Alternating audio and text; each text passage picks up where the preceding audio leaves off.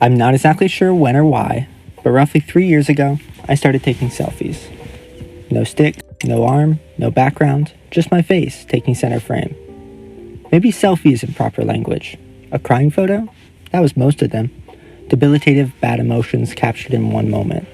Post-breakdown, mid-breakdown, it was a window into how I felt. Awful. Other photos were taken at various other windows of time, showcasing me as tired, loopy, or sick. A common thread ran through these photos. I was not doing well. For a long time, this was the status quo. My camera roll was divided equally between snapshots of struggle and seeing friends. This had a strange effect on my emotional awareness. When I was looking back at these photos, I saw myself as always sad when without friends, depression as my habitual and prolonged baseline. To worsen this, my view of sadness was shaped by my interactions with others, seeing others on social media and in my life rarely express it. Depression was lamentable, and my frequent suffering made me feel as if I did not measure up to these others. It weighed down on me. Even though I told my friends and family that I was doing well at the time, these records of faces showed something different, contradicting verbal communication. In reflection, it seemed like I was doing worse than I was, leading me to feel inept compared to my peers. I had already been struggling with the overall idea of who I was, feeling disaffected with how I looked and how I acted. The perception formed from selfies and crying photos that I was hopelessly depressed only fueled this fire, leading me to feel disconnected with who I was. When I looked in the mirror, I didn't feel like me. My brain and face were ugly. The only thing that these selfies had communicated to myself was that I was downcast and not worth taking up space.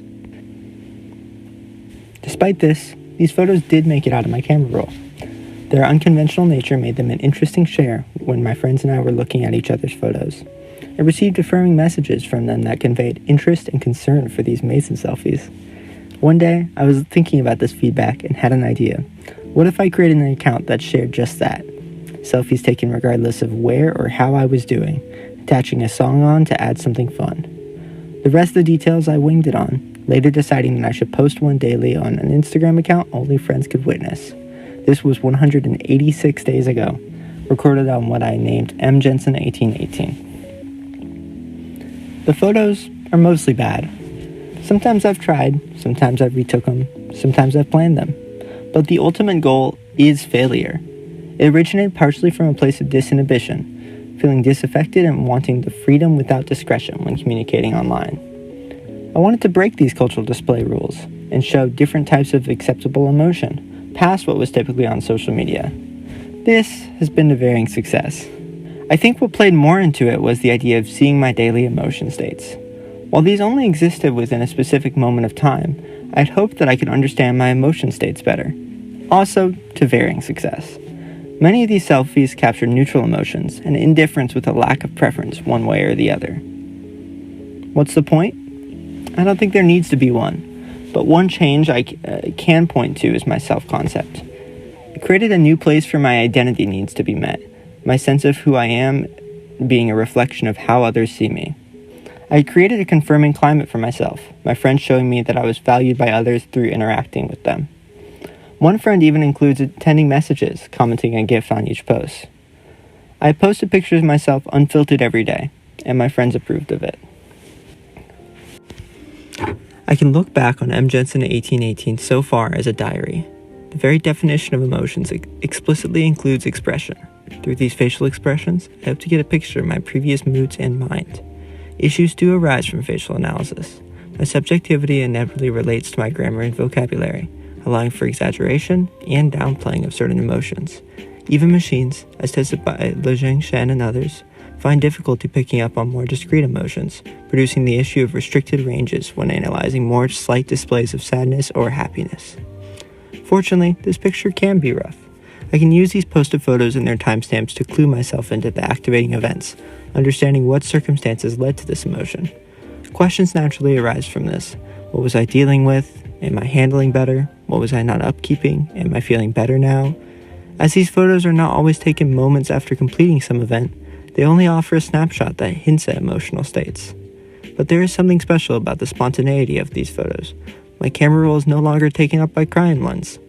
The neutral faces that have most of their spots show stable, long-term understanding of my mood and personality traits, rather than consistent sadness. My self-concept has improved greatly since.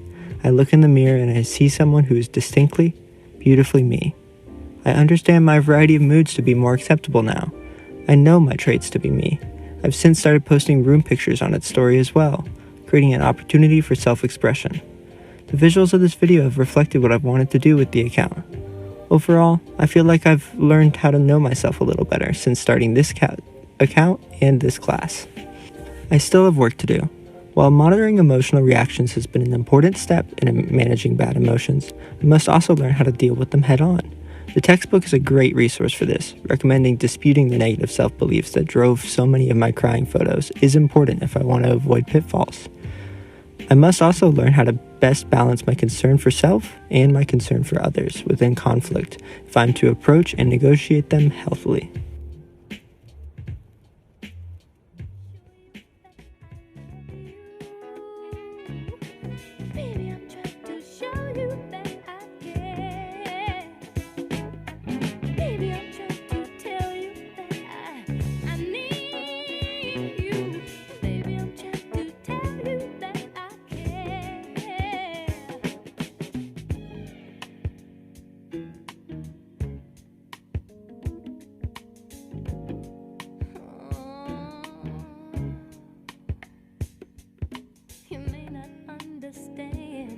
Just why I show my hand, the method